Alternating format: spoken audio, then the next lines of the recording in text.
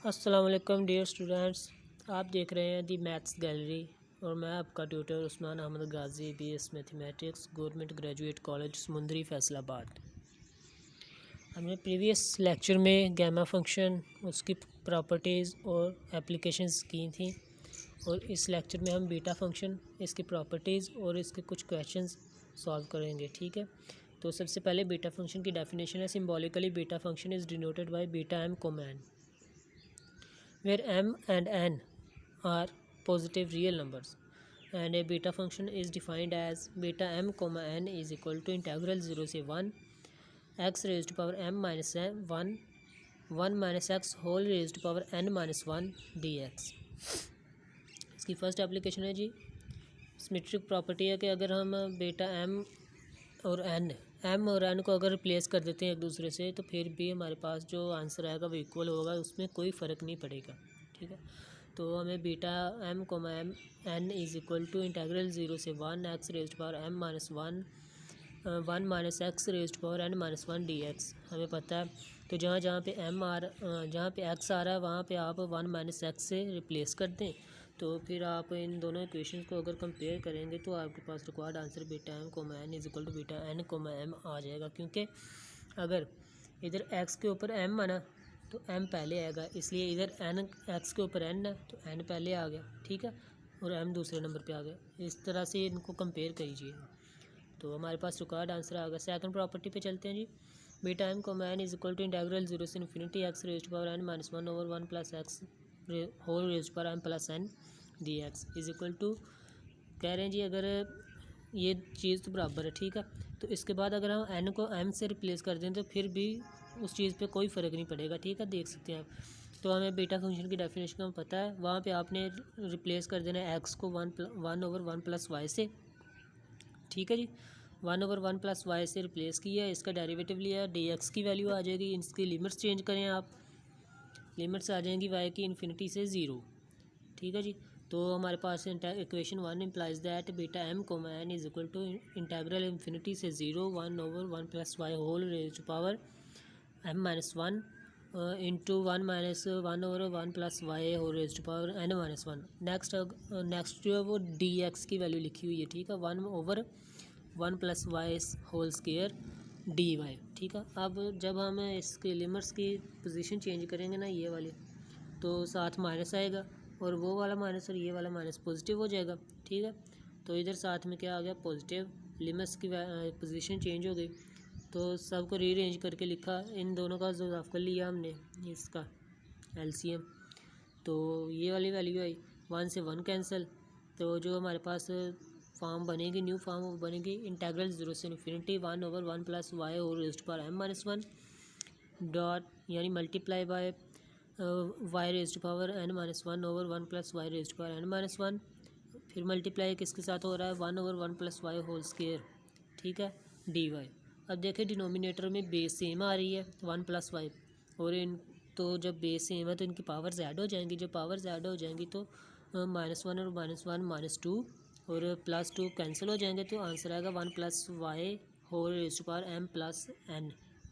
ठीक है, ये देखिए, तो अब जहाँ जहाँ पे y आ रहा है ना, वहाँ आप y को x से रिप्लेस कर दें तो आपके पास रिक्वायर्ड आंसर आ जाएगा फर्स्ट पार्ट का। ठीक है, फर्स्ट पार्ट ये हमारे पास था, ये प्रूफ हो जाएगा। तो अब अगर हम इसकी सिमेट्रिक प्रॉपर्टी यूज़ करते हैं, यानी कि अगर n को m से रिप्लेस करते हैं और m को n से रिप्लेस करते हैं, तो हमारे पास ये दूसरे वाला पार्ट भी सॉल्व हो चुका है। ठीक है, तो नेक्स्ट प्रॉपर्टी पे चलते हैं। Beta M comma N is equal to integral 0 से π/2 sine theta 2 m minus 1 cos theta 2 n minus 1। ठीक है, हमें बीटा, ये हमने प्रीवियस लेक्चर में गैमा फंक्शन में जब हमने गैमा ऑफ 1/2 की वैल्यू फाइंड करनी थी तब यूज़ की थी प्रॉपर्टी। ठीक है, तो हमें बीटा फंक्शन की डेफिनेशन को पता है। वहाँ पे आपने सिंपल क्या करना है जी, एक्स की जगह पे आपने साइन स्क्वायर थीटा लेट कर लेना है, वहाँ से आपने उसको डी एक्स की वैल्यू फाइंड कर लेनी है। इधर डी थीटा भी आएगा साथ में ना, इधर डी थीटा। ठीक है, वहाँ से आपने एक्स की वैल्यू फाइंड कर लेनी है, फिर थीटा की लिमिट्स फाइंड कर लेनी है। थीटा की लिमिट्स जाएंगी 0 से π/2 तक। ठीक है,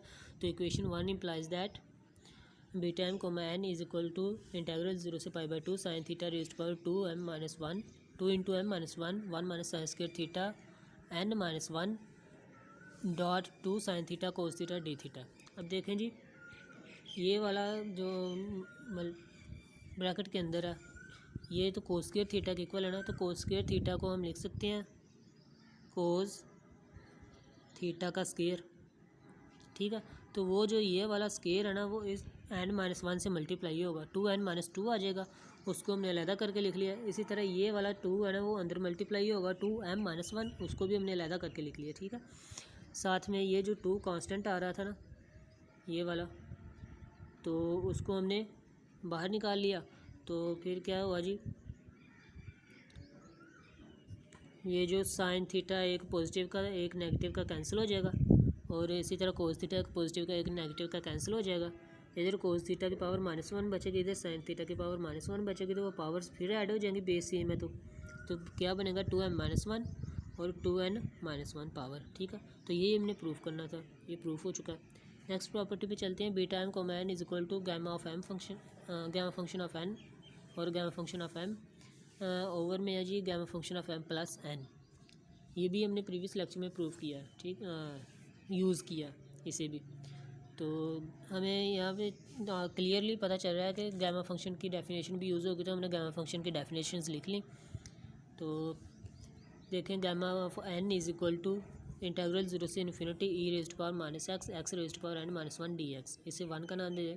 एक और हमने प्रॉपर्टी पढ़ी थी गैमा फंक्शन की, gamma function of N is equal to Z raised power N integral 0 से infinity E raised power minus Z X X raised power N -1 D X, इसे 2 का नाम दे दें। तो जी एन जब दूसरी साइड पे जाकर डिवाइड होगा तो उस इक्वेशन को 3 का नाम दे दें, ठीक है। अब चलते हैं अपने क्वेश्चन की तरफ। हमें पता है कि गैमा एन जब था तो वहाँ पे जी जो था हमारे पास एक्स की फॉर्म में था ना, अगर गैमा एन था तो एक्स के ऊपर n-1 था, तो अगर गैमा एम होगा तो एक्स के ऊपर m-1 होगा। तो हमने क्या करना है, दोनों साइड पे गैमा एम से मल्टीप्लाई कर देना है इक्वेशन 2 में, ठीक है। Multiply gamma m on both sides of equation 2। जब मल्टीप्लाई किया तो लेफ्ट हैंड साइड पे तो हमें एम की वैल्यू ओपन करने की ज़रूरत ही नहीं है, ठीक है। तो राइट हैंड साइड पे हमने उसकी वैल्यू ओपन कर दी जी की फॉर्म में, ठीक है, इंटीग्रल जी की फॉर्म में। तो जी वाली रकमें एक साइड पे कर लें और एक्स वाली रकमें एक साइड पे कर लें आप। तो जी वाली रकम में आता है जी इंटीग्रल 0 से infinity E raised power minus Z into 1 plus X और Z raised power N plus 1 -1 D Z. तो साथ में ये वाली चीज़ होती है एक्स वाली, इंटीग्रल 0 से infinity x raised power N -1 D x, ठीक है।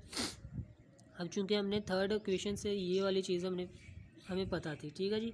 तो थर्ड इक्वेशन से अगर हम कंपेयर करते हैं तो देखें थर्ड इक्वेशन में यहाँ पे इंटीग्रल किसके रिस्पेक्ट से था, एक्स के रिस्पेक्ट से।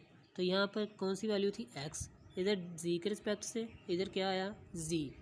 अब जो एक्स की पावर में n-1 है ना, जो n इसमें सिर्फ n आ रहा -1 के साथ, ठीक है। तो उसका दूसरी साइड पे क्या लिया हमने, गैमा फंक्शन। तो इसमें क्या आ रहा है, n+1 m आ रहा है, उसका क्या ले लिया हमने, गैमा फंक्शन, ठीक हो गया। अब इधर चूँकि इंटीग्रल एक्स के रिस्पेक्ट से था तो एक्स के साथ क्या पड़ा है, इधर ई की पावर में जी, ठीक है। तो इधर चूँकि जी के रिस्पेक्ट से था तो इधर जी के साथ क्या पड़ा हुआ, 1 + x, तो 1 + x बटे में लिख लिया, इधर भी जी बटे में था, ठीक है। अब जिसका गैमा फंक्शन लिया था ना हमने इस इक्वेशन 3 में, वो जी की पावर में लिख देनी है इधर। इसी तरह n+m का गैमा फंक्शन लिया था तो उसे 1 + x की पावर में लिख दिया, ठीक हो गया। तो फिर इस सारी वैल्यू की जगह पे हमने ये वाली वैल्यू पुट कर दी। तो हमारे पास क्या है जी, gamma of M is equal to gamma of m + n over में 1 + x n+m। ये चाहे आप m पहले लिख लें चाहे n पहले लिख लें, क्योंकि हमने वो प्रॉपर्टी पढ़ी हुई है, कोई फ़र्क नहीं पड़ता, ठीक है। इंटीग्रल 0 से infinity x raised power n -1 D x. तो अब चूँकि ये इंटीग्रल एक्स की फॉर्म में है ना, तो ये भी एक्स की वैल्यू है, तो ये इसे हम इंटीग्रल के अंदर लिख सकते हैं।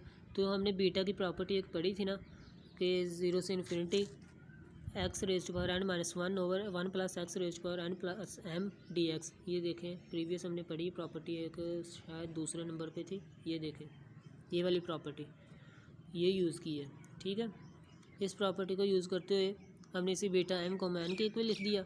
तो ये वाली चीज़ चूँकि इधर मल्टीप्लाई हो रही है ये, तो दूसरी साइड पे जाकर डिवाइड हो जाएगी, तो हमारे पास रिक्वायर्ड आंसर आ जाएगा, ठीक है जी। अब नेक्स्ट प्रॉपर्टी पे क्वेश्चन है जी पहला, प्रूव द डुप्लीकेशन फार्मूला।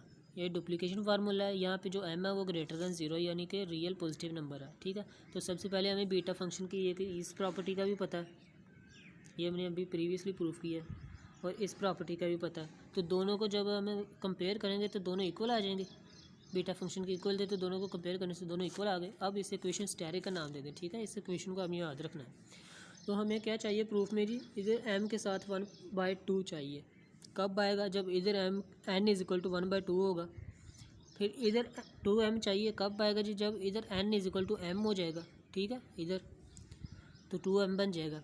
तो सबसे पहले हमें n is equal to 1/2 put करेंगे इक्वेशन स्टेरिक में। जो n is equal to 1/2 put करेंगे तो इधर कोस थीटा की वैल्यू 1 हो जाएगी, ठीक है, क्योंकि n इज इक्वल टू 1/2 है। 2 से 2 कैंसिल, 1 से 1 कैंसिल, कोस थीटा की पावर 0 इज इक्वल टू 1, ठीक है। तो इसे जब हमने n is equal to 1/2 put किया तो सारी वैल्यूज आई, तो क्या बना हमारे पास 2 इंटेग्रल 0 से π/2 sine theta 2m-1 D theta is equal to gamma of m और गैमा ऑफ 1/2 गैमा ओवर में gamma of 1m plus 1/2। Gamma of 1/2 हमें पता है π√रूट के इक्वल होता है, ठीक है, उसे हमने π√रूट के इक्वल लिख लिया। और इसी तरह जो इधर 2 मल्टीप्लाई हो रहा था उसे दूसरी साइड पे जाके डिवाइड कर दिया, इसे हमने इक्वेशन 1 का नाम दे दिया, ठीक है। अब हमें क्या चाहिए जी, 2m चाहिए, तो उसके लिए हम n is equal to m put करेंगे। तो जहाँ जहाँ पे n आ रहा है वहाँ पे आपने m पुट कर देना, तो ये जो इक्वेशन स्टेरिक है वो इस टाइप की बन जाएगी, ठीक है जी। ये देखें, इधर n की जगह पे m आ गया, इधर n की जगह पे m आया, तो m दोनों का स्क्वायर हो गया, ठीक है जी। ये देखें, तो जब इधर n की जगह पे m आया तो 2m हो गया, यही हमें चाहिए था 2m मेन चीज़, ठीक है। अब देखें, जब बेस मुख्तलिफ है पावर सेम है तो बेस आपस में मल्टीप्लाई हो जाएगी। ये देखें, बेस आपस में मल्टीप्लाई हुई, तो ये 2 अंदर कैसे मल्टीप्लाई हुआ जी, ये देखते हैं। चूँकि हमें ये फार्मूला बन रहा था साइन थीटा ओनली, ब्रैकेट के अंदर साइन थीटा कोस थीटा ये बन रहा था, तो इसकी पावर में भी कोई चीज़ थी, ठीक है। तो हमें इसके साथ अगर 2 मिल जाता तो हमारे पास तो फार्मूला बन रहा था। तो हम क्या करेंगे जी, 2 इसके अंदर कब जाएगा, अगर 2 की पावर भी 2m-1 होती, ठीक है। तो हमने क्या किया, 2 की पावर 2m-1 से मल्टीप्लाई भी कर दिया और बाद में डिवाइड भी कर दिया। ये मल्टीप्लाई करने के बाद इसको अंदर मल्टीप्लाई कर दिया और ये डिवाइड बाहर आ गया, ठीक है जी। अब क्या किया जी, एक और बात है जी, इंटेग्रल जो था क्वेश्चन स्टेरिक में जी, ठीक है, ठीक हो गया जी, 1/2। तो अब देखें ये 2m-1 है। नेक्स्ट स्टेप पे चलते हैं जी, 2/2 रेज़्ड पावर 2m-1 0 से π/2 इंटेग्रल है।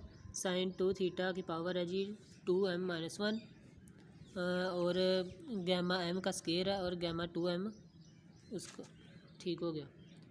तो इधर 2 मल्टीप्लाई हो रहा है,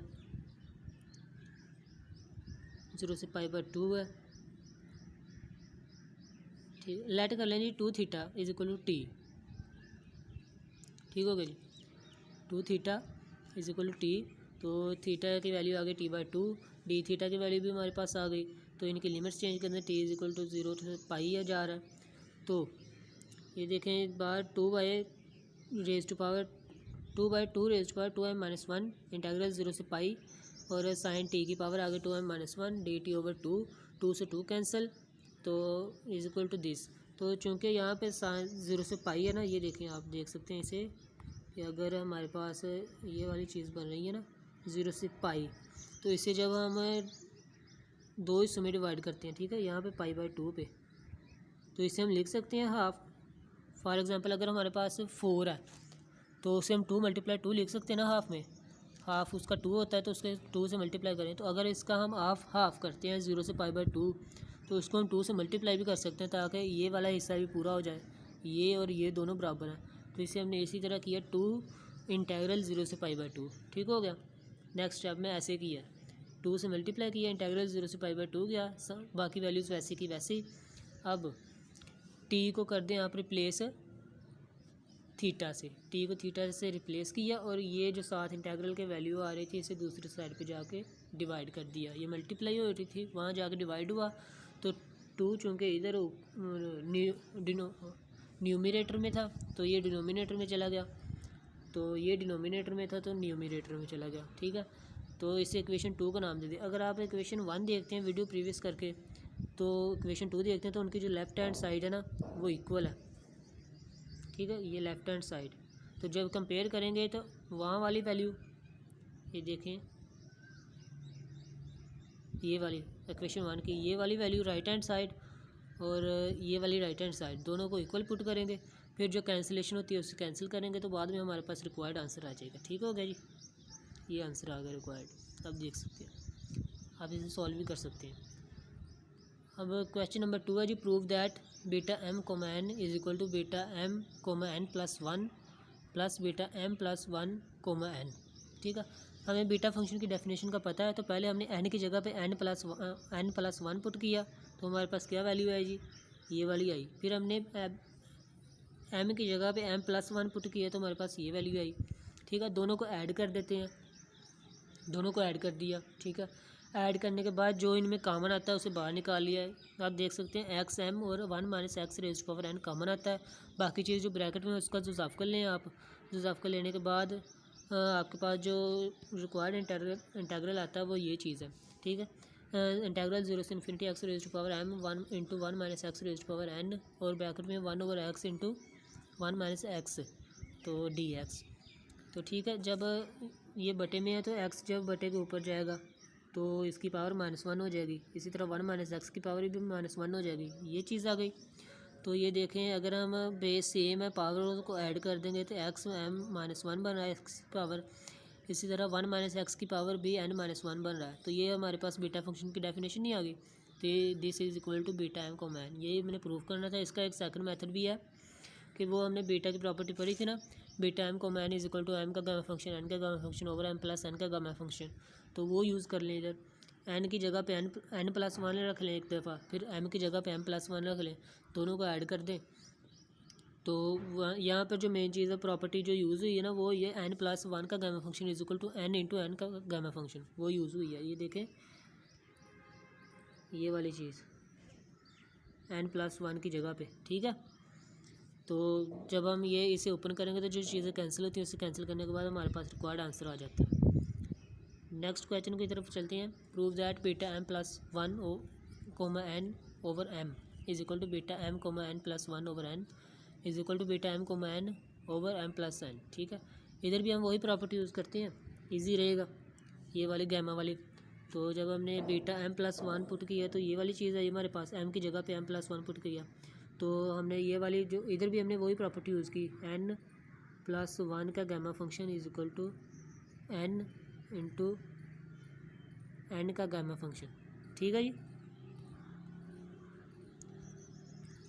तो वो प्रॉपर्टी यूज़ की तो हमारे पास आया जी answer beta M plus 1 comma N is equal to M का गामा फंक्शन एन का गामा फंक्शन ओवर में एम प्लस एन और एम प्लस एन का गामा फंक्शन। तो हमें चाहिए बीटा के इस चीज़ के डिवाइड में हमें एम चाहिए, तो एम से डिवाइड कर दें आप, तो एम से एम कैंसिल हो जाएगा, तो हमारे पास रिक्वायर्ड आंसर आ जाएगा 1 ओवर एम प्लस एन बाहर आ जाएगा और साथ में ये वाली वैल्यू आ जाएगी।